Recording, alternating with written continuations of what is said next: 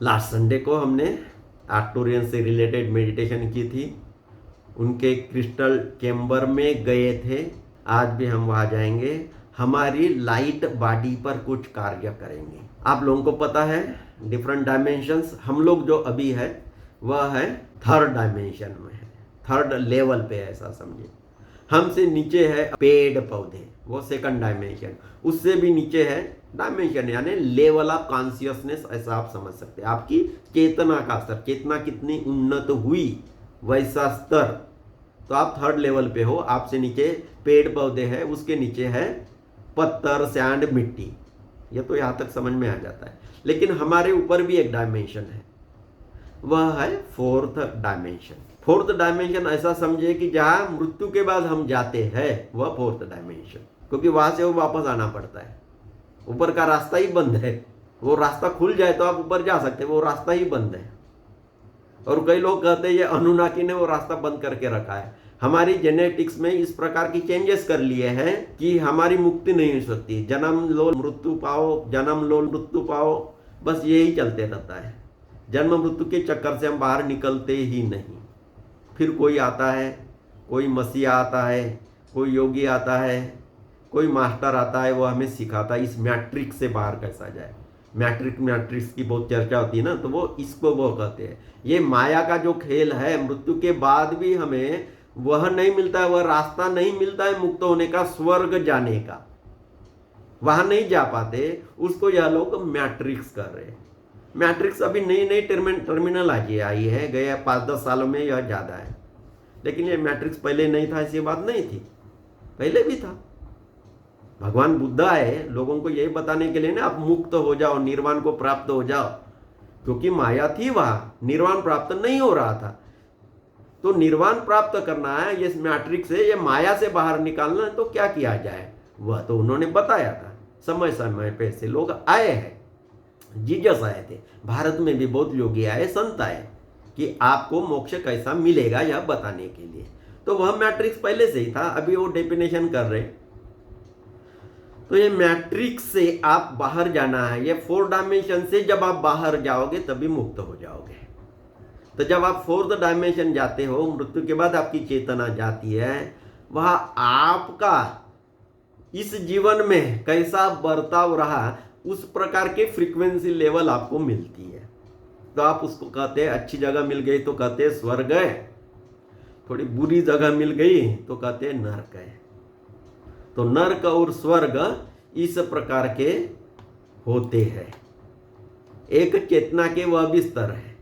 4th dimension में भी जो ऊपर वाला एरिया है वह स्वर्ग है, नीचे वाला एरिया है वह नरक है। आप कहाँ जाते हो आपकी चेतना के हिसाब से, उस प्रकार से आपको जगह मिलती है। लेकिन 4th डायमेंशन में आप स्वर्ग में भी जाओगे तो भी आपको मुक्ति नहीं है। स्वर्ग में जाना यानी मुक्त होना नहीं है। स्वर्ग में आप जाओगे, कुछ पुण्य कमाया, कुछ एंजॉय कर लिए, फिर नीचे पृथ्वी पर आना ही पड़ता है, और यहाँ कर्म करके फिर ऊपर जाना होता है। तब आपने अच्छे कर्म किए, ध्यान किया, अवेयरनेस में रहे, तो आपके लिए वह पोर्टल खुलता है जिसके इंचार्ज आर्क्टूरियंस है। आजकल 56,000 ईयर्स के लिए एक एक गैलेक्टिक कम्युनिटी उसकी इंचार्ज होती है, स्टारगेट की इंचार्ज होती है। वहां से आप जाते हो तब आप 4th से 5th डायमेंशन में जा सकते हो। तो आपको मुक्ति मिली तो आप वहां से ऊपर जाओगे, नहीं तो स्वर्ग में जाओगे फिर आ जाओगे मानव जन्म में, या नरक में जाओगे फिर भी आ जाओगे मानव जन्म में। मैं और कह रहा हूं, स्वर्ग और नरक ऐसी कोई जगह नहीं है, आपके चेतना के स्तर है। लेकिन आप स्वर्ग में जाओ या नरक में जाओ, वापस आना ही पड़ेगा। तो इससे पार जाना है तो आपने मुक्त होना है, निर्वाण को प्राप्त करना है, मोक्ष को प्राप्त करना है। मोक्ष को प्राप्त करना और स्वर्ग में जाना दोनों अलग अलग चीजें हैं। आपका एम स्वर्ग में जाना नहीं होना चाहिए, नरक में तो जाना नहीं होना चाहिए, स्वर्ग में जाने का भी आपका एम नहीं होना चाहिए। आपका एम होना चाहिए मुक्त होना। तो मुक्त होने के लिए आपको आर्क्टूरियंस के टारगेट से बाहर जाना पड़ता है। आज हम नहीं जाएंगे वहाँ, लेकिन थोड़ी झलक मिल सकती है, लेकिन जाने का रास्ता क्या है वह बता दें। जिस क्रिस्टल में हम लास्ट टाइम गए थे, हम गए थे ग्रेट सेंट्रल सन से होकर हम उस क्रिस्टल में गए थे, क्रिस्टल टेम्पल में गए थे। लेकिन आर्क्टूरियंस बहुत दयालु है, उनको पता है सबको ग्रेट सेंट्रल सन पता नहीं है, सब लोग सैक्रेड सर्कल ज्वाइन नहीं किए हैं, तो और कुछ सिंपल तरीके भी होने चाहिए। तो उन्होंने कुछ कॉरिडोर्स बनाए हैं, कॉरिडोर यानी क्या होता है, कुछ ऐसा है पैसेज, कुछ जगह, यहाँ से वहाँ जाने की जगह। तो उन्होंने कुछ कॉरिडोर्स बनाए हैं, और उस कॉरिडोर की खासियत यह है कि यहाँ लाइट को यहाँ से वहाँ जाने के लिए 1000 साल लगे, आप उस कॉरिडोर में जाते हो तो आप कॉरिडोर के इस कोने में हो या इस एंड पे हो, यहाँ से एंटर कर लिए तो तुरंत वहाँ फ्यू सेकंड में वहाँ जाते हो, सेकंड्स में वहाँ बाहर निकल जाते हो। जहाँ लाइट को जाने के लिए हजारों साल लगेंगे, वहाँ आप क्षण में जाते हो, वह है कॉरिडोर। और उनकी करुणा है, पृथ्वी पर उन्होंने ऐसे कॉरिडोर्स बहुत बनाए हैं। और आप मांगते हो, आप चाहते हो तो वह आपके लिए भी कॉरिडोर बनाते हैं पर्सनली। आप बोलोगे इतने लोगों के लिए बनाएंगे, कहाँ इतने लोग हैं, कितने लोग इस लेवल तक पहुंचते हैं। आर्क्टूरियन के हिसाब से स्पिरिचुअल इवैल्यूएशन यानी यही है, इस डायमेंशन के बारे में जब आपको पता चल जाता है, आप समझते हैं, वह सुनते हैं, तो थोड़ी थोड़ी आपकी प्रोग्रेस हो रही है। पहले तो जानवर जैसे रहते हैं, रिलीजन की या कोई भगवान है ऐसा कॉन्सेप्ट ही नहीं रहता है। कोई जानवर सोचता होगा कि हमारा भगवान है, और बोलता भी होगा भगवान, तो बस आदमी को ही बोलता होगा, ये मुझे चारा देता है, ये मुझे बांध कर रखता, तो ये मेरा भगवान है। तो जानवरों के मन में उस प्रकार की कॉन्सेप्ट नहीं है भगवान की या रिलीजन की या मुक्ति की, वह मानव में आती है। इसलिए मानव से आपकी यात्रा शुरू हो जाती है परमात्मा की तरफ, उसके पहले नहीं होती है। जब आप मानव शरीर में हो तब आपके मन में वह तड़प आ जाती है कि मैं मुक्त हो जाऊं इससे। तो वह जब मुक्ति का ऐसा कुछ कॉन्सेप्ट आता है, उसके लिए कुछ रिलीजन आता है, कोई ऐसा मास्टर रहेगा जो हमें हेल्प करेगा, भगवान की कॉन्सेप्ट आ जाती है, तब आप अभी KG1 में जा रहे हो। कोई तो बिल्कुल भगवान को मानता नहीं, अभी पढ़ा लिखा जो आदमी वो भगवान को मानता ही नहीं है, तो वो और नीचे नीचे जा रहा है उनकी चेतना। तो कम से कम भगवान को मानकर रिलीजन की ऐसी कॉन्सेप्ट वो उनको समझ में आ जाते हैं, उसको वो मानने लगता है, तो वो थोड़ी थोड़ी यात्रा उनकी शुरू हो गई। कम से कम चलेगा तो कम से कम उसको पता है जहां मैं अटका हूं यह दुनिया नहीं है, मुझे उसके बाहर भी जाना है, उसके दूर भी जाना है, उसके ऊपर भी जाना है। जब यह कॉन्सेप्ट आ जाती है तब आप प्रोग्रेस कर रहे हो, नहीं तो मरोगे और जन्मोगे, मरोगे और जन्मोगे, उसका कोई एंड नहीं है। तो यह एक प्राइमरी स्टेप है। रिलीजन के बारे में थोड़ा आपको पता चले, कोई भगवान होता है, इस प्रकार की कॉन्सेप्ट आपके मन में आए, तो यह इनिशियल स्टेप है। मोजेस के बारे में पता है ना, वह लोगों को मास्टर है, उनके पहले क्या सिखाते हैं, पहले उनका भगवान क्या कहता है मोजेस का, तुम, पहली आज्ञा है 10 आज्ञा में, तुम मेरे सिवा किसी की पूजा नहीं करोगे, मेरे सिवा किसी को नहीं मानोगे। भगवान तो जैसा कम से कम हमारे ग्रुप के लोग हैं उनके हिसाब से तो यह कॉन्सेप्ट गलत है, लेकिन उस समय उन लोगों को ऐसा ही बताया जा सकता था। वह उस समय लोगों की वैसी लेवल है, अभी के लेवल वैसी नहीं है। अभी आप लोग बोलोगे ये तो डिस्क्रिमिनेशन हो गया, मैं हिंदू हूं तो उनका भगवान मुझे मदद नहीं करेगा क्या, ये तो डिस्क्रिमिनेशन है, ऐसा आपको लगेगा। उस समय की वैसी कॉन्सेप्ट थी तो उन्होंने वैसा बोल दिया, एक ही भगवान की पूजा करो, वैसा बोल दिया, ओके, वो बात अलग है। तो इस प्रकार के इवोल्यूशन होता है कि आपको उस डायमेंशंस के बारे में पता चलता है, और फिर इच्छा होती है मैं थर्ड डायमेंशन में जाऊं, स्वर्ग में जाऊं, नरक नहीं चाहिए, स्वर्ग में जाऊं। इसलिए स्वर्ग और नरक इसके बारे में बहुत चर्चा है हमारे धर्मों में, क्रिश्चियनिटी में भी है, हिंदुओं में भी है। स्वर्ग और नरक, मरकर स्वर्ग में जाना क्या है, इस प्रकार की कॉन्सेप्ट है, यह ज्यादा प्रचलित है। लेकिन कॉन्सेप्ट क्या होना चाहिए, हमें उससे भी ऊपर जाना है, स्वर्ग से भी निकलकर ऊपर जाना है, उसके बारे में हमें बताने के लिए गैलेक्टिक बीइंग्स बहुत प्रयास कर रहे हैं। तो उसमें से एक प्रयास क्या है, ये आर्क्टूरियस ने किया है, उन्होंने कॉरिडोर बनाए हैं।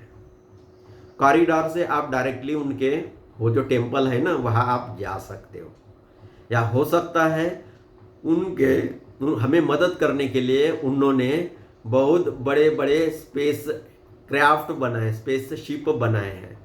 इतने ऐसे 50-60 या 100-200 किलोमीटर तक लंबे चौड़े हो सकते, इतने बड़े बड़े उनके स्पेस क्राफ्ट होते हैं, और 1000 ईयर्स तक वो कंटिन्यूअसली घूमते रह सकते हैं, क्योंकि उनकी प्रॉपल्शन जो सिस्टम है वो हमारे प्रॉपल्शन सिस्टम से अलग है। हमारे यहाँ पेट्रोल या डीजल जलाओगे या इलेक्ट्रिसिटी दोगे तभी हमारी गाड़ियाँ चलती हैं, उनकी गाड़ियाँ नहीं है, उनकी टेक्नोलॉजी और प्रगत है, उसमें वो बहुत एनवायर फ्रेंडली है। वो ये पोर्टल देखते हैं, कहाँ से जाने से कहाँ एकदम डायरेक्टली जाया जा सकता है, पोर्टल कहे या इवन कॉरिडोर कहे, तो ऐसी उनकी टेक्नोलॉजी है। और आप उनको बुलाए तब वो आ सकते हैं, तो ऐसा कनेक्शन हो जाए तो वो आपके लिए कॉरिडोर बनाते हैं। They call you to their spaceship. बड़ी स्पेस शिप तो उनकी बहुत ऊपर रहती है, और नहीं तो हमारे क्या है, लोग मिसाइल डालकर उनको मार देंगे। कोई भी नया आ गया, हमें तो लगता है पृथ्वी पर हमसे ज़्यादा सयाना आदमी कोई है ही नहीं, और उनके नज़र में है तो बेवकूफ़ लोग हैं, लेकिन हम खुद को ही समझ के हम सयाने हैं।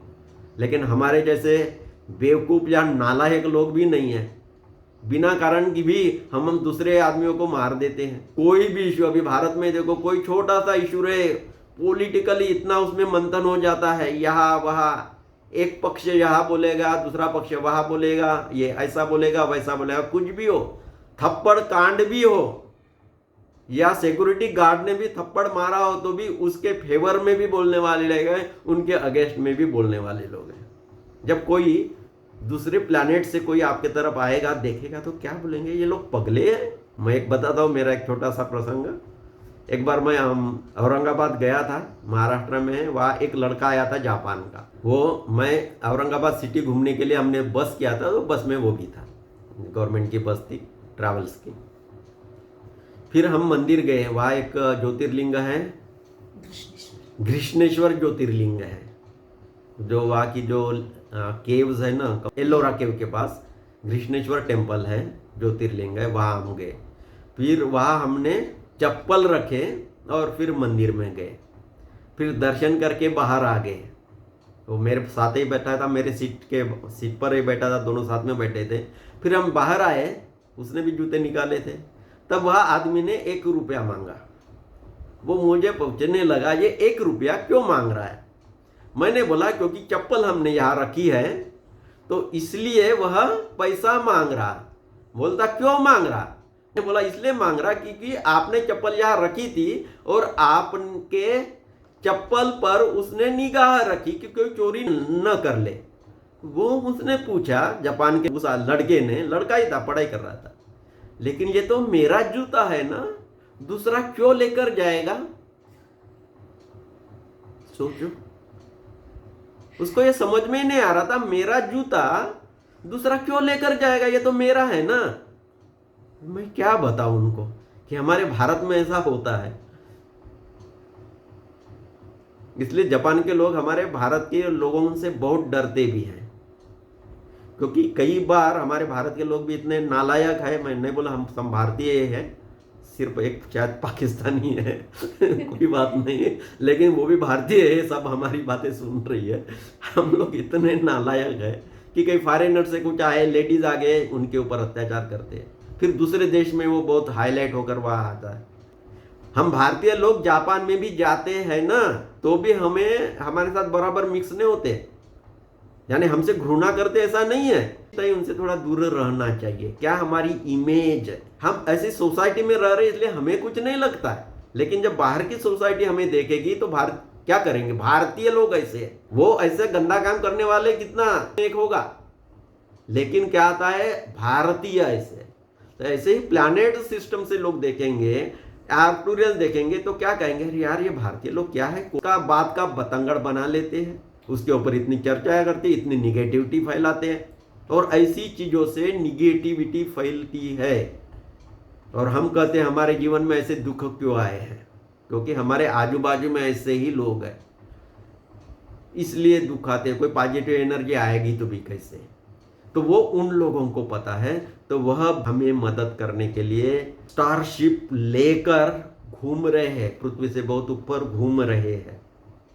और उनकी वो मदरशिप रहती है, वो बहुत बड़ी रहती है। मदरशिप के अंदर छोटे छोटे और छोटी शिप रहती है, वो नीचे आ जाती है।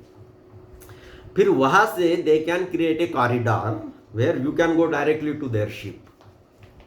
आप उनके शिप में डायरेक्टली जा सकते हैं और वहां से फिर वो क्रिस्टल टेम्पल में जा सकते हैं। क्रिस्टल टेम्पल में हमें जाना है, हमारी लाइट बॉडी एक्टिवेट करनी है। और उसके ऊपर भी एक स्टार गेट होता है, यानी दरवाजा है, वो स्वर्ग का दरवाजा कहे। उससे आप उधर गए तो वापस नहीं आ सकते, इसलिए आज हम ऊपर नहीं जाएंगे। लगे तो नीचे से कोई देख सकता है तो देख ले, वहां कोई नहीं जाएगा। तो वहाँ वो स्टार गेट है, वो एरिया है। जब लोग मुक्त हो जाते हैं तो ये पृथ्वी का 3rd डायमेंशन, स्वर्ग का 4th डायमेंशन, फिर 5th डायमेंशन में जाना है तो वहां से जाना है। तो वहां जाने का वो मार्ग है। और ये गैलेक्टिक बीइंग हमें मदद करने के लिए हमेशा तत्पर रहते हैं। बस उनके प्रति हमें समर्पित भाव से चलना है। They are there to help us, they are our friends. Many of them have incarnated on earth. लेकिन पृथ्वी पर आने के लिए उनको बहुत मुश्किल होता है। आप लोग बोल लेंगे इतने हैं, भगवान है। बहुत लोग बोलते हैं ना, भगवान है तो मुझे दिखता क्यों नहीं। भैया तुम हो कौन? जैसा बोलने वाला पूछने वाला, भैया तुम हो कौन? उतने लायक हो, ऐसे नालायक हो, तुम्हारे सामने भगवान आएगा भी क्यों? क्यों दिखेगा तुम्हारे जैसे गंदे आदमी के पास? जो ऐसा पूछते हैं उनको हमें ये पूछना चाहिए, क्यों आएगा? भगवान से तुम्हें मिलकर फायदा क्या? तुम्हारे गंदगी के पास क्यों आएगा? तो वैसे ही उनको पृथ्वी पर आने के लिए in body it is very difficult. जैसा आपको कहे कि पानी में जाकर आप डूब कर रहे हैं, आप बोलेंगे वहां कैसे रह सकते? क्यों मछली नहीं रहती है? क्यों कछुआ नहीं रहता है? कितने सारे जलचर पानी के अंदर रहते हैं। वैसे तुम भी जाकर रहो, लेकिन नहीं रह सकते। वैसे ही कुछ जीव है, उनकी ऐसी सिस्टम है बॉडी की कि उनके लिए हमारी पृथ्वी बहुत डेंस है। हमारे पृथ्वी पर आना है तो उनको बहुत कुछ करना पड़ेगा, चेंज करना पड़ेगा। इसलिए वो डायरेक्टली बॉडीली नहीं आ सकते। जैसे हम ऊपर नहीं जा सकते बॉडीली, 10-20 किलोमीटर के ऊपर तो जा ही नहीं सकते। पृथ्वी के ऊपर कितना ऊपर खाली स्पेस है, उसके ऊपर तो नहीं जा सकते हम। फ्लाइट में भी जाते तो वहाँ ऑक्सीजन डाला रहता है, हवा रहती है, नहीं तो नहीं जा सकते। सपोज सब खिड़कियाँ निकाल दे और तोड़ दे तो आप वहाँ बच नहीं सकते। ठंडी भी इतनी ज़्यादा है, -30 ऐसा टेम्परेचर रहता है जहाँ से जहाज जाता है। हवा का दबाव भी कुछ कम ही रहता है और हवा भी नहीं रहती, ऑक्सीजन भी नहीं रहता है। तो पृथ्वी पर भी ऐसे लेयर्स है, वहाँ आप जिंदा नहीं रह सकते। वैसे ही वो लोग भी आएंगे तो उनके लिए बहुत मशक्कत करनी पड़ेगी। It is very difficult. और आकर भी क्या करेंगे? जो ऐसा आदमी बोलता है कि भगवान है तो मुझे दिखाओ, सपोज आर्टोरियम ही आएगा, फिर ये आदमी क्या करेगा देखकर? ये तो यही बोलेगा ये तो एलियंस है, हम कैसे स्मार्ट है, ये एलियंस दिखने के लिए ऐसे है, हमसे तो बहुत बेकार है, बस उसके ऊपर बंदूक चलाओ। इससे सिवा दूसरा कुछ सोच ही नहीं सकते। एलियंस ने हमारे ऊपर आक्रमण कर लिया, ऐसा कहते हैं। ऐसा कहेंगे ना। आजकल अमेरिका में जो फिल्में आती है ऐसी आती है, कोई एलियंस ने अटैक कर लिया और अमेरिका का हीरो बंदूक लेकर जाकर उनको मार देता है और हीरो बनता है। ऐसी ही फिल्में आती है। इतनी निगेटिविटी फैला रहे हैं उन लोगों के अगेंस्ट में, तो लोग आएंगे भी कैसे? हमारा पृथ्वी का यह लेयर जिसे हम 3rd डायमेंशन कहते हैं थोड़ा क्लीन हो जाए, हमारी चेतना बढ़ जाए, तो हमारा पृथ्वी का यह डायमेंशन है वहाँ भी चेतना अच्छी बने, आबो हवा वहाँ की अच्छी बने, तब शायद उनको आने के लिए ठीक रहेगा। तब वो खुद को प्रकट करेंगे और जाने यह परमात्मा जिसे हम कहते हैं और वो और बहुत ऊपर की बात है। These are the creator being, they are helping us. उनकी मदद हमें लेनी चाहिए, उनकी हेल्प हमें लेनी चाहिए, ताकि वो हमें अलग अलग डायमेंशंस के बारे में बताएंगे। हमारी डीएनए सिस्टम, हमारी न्यूरोलॉजिकल सिस्टम, हमारे जो प्रॉब्लम्स हैं, हमारे जो बैड एनर्जी, उनको वो क्लीन कर सके। तो आज हमारा वही प्रयास रहेगा। Thank you. उसके बाद ध्यान हुआ था, आर्क्टोरियंस ने बहुत अच्छी तरह से हीलिंग की और जिन लोगों ने यह सेशन लाइव अटेंड किया था उनसे रिकॉर्डिंग शेयर की गई थी। सैक्रेड सर्कल द्वारा इसी प्रकार के मेडिटेशन और हीलिंग के प्रोग्राम हर संडे को होते रहते हैं। यह पूर्णतः फ्री होते हैं क्योंकि हमारा उद्देश्य ही है कि लोग यह सीखें और अपने जीवन में उसे उतारें, अपना जीवन आनंदित करें। यदि आप भी हीलिंग में और मेडिटेशन में इंटरेस्ट रखते हैं तो आइए, आपका इसमें स्वागत है। हमारे साथ जुड़ने के लिए डिटेल्स नीचे डिस्क्रिप्शन में दिए गए हैं। आप हमारा व्हाट्सएप ग्रुप ज्वाइन करें क्योंकि मेडिटेशन की जो जूम लिंक होती है वह उसी व्हाट्सएप ग्रुप में शेयर की जाती है। और आपसे प्रार्थना है कि आप चैनल को सब्सक्राइब भी कर लीजिए ताकि जब भी नई अनाउंसमेंट आती है या नया वीडियो हम डालते हैं उसकी सूचना आपको तुरंत मिले। धन्यवाद।